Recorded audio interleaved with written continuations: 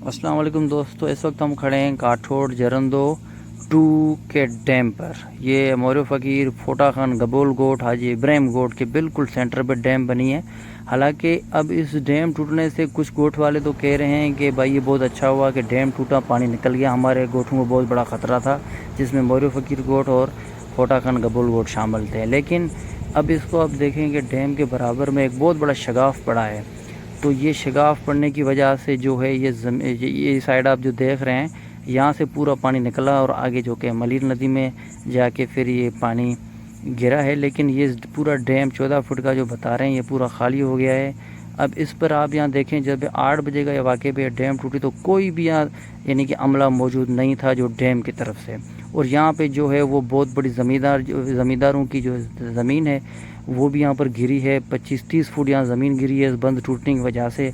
अब गोट वाले मुतालबा कर रहे हैं, इस तरफ ज़मींदार मुतालबा कर रहे हैं कि भाई हमें इस पेचीन बांध के दी जाए गोट वालों को, और यहाँ पे हमारे लिए कोई ख़तरा ना हो। अभी जरंदो 2 डैम बिल्कुल जो है वो खाली है, और यहाँ पर अभी गोट वाले कुछ जो शुक्रिया अदा कर रहे हैं कि भाई अच्छा हुआ पानी निकल गया, वरना हमारे गोटों को खतरा था। और उसके बाद जो है ये जो पानी जो है अब बिल्कुल निकल गया। डैम जो है जरंदो 2 डैम काठोड़, तो ये बिल्कुल एक साइड से जो है इसका शगाफ पड़ा, तो ये पानी तमाम का तमाम बह गया मलिर नदी की तरफ। ये जरंदो 2 काठोड़, हाजी इब्राहिम गोट, फोटा खान गबोल गोट और मोर फ़कीर की गोट बिल्कुल टच बना हुआ है। सुनने में आ रहा था ये डैम वाले कह रहे थे कि और इरिगेशन डिपार्टमेंट के वर्ल्ड बैंक की ताउन से सिंध हुकूमत के थ्रू ये काम हो रहा था।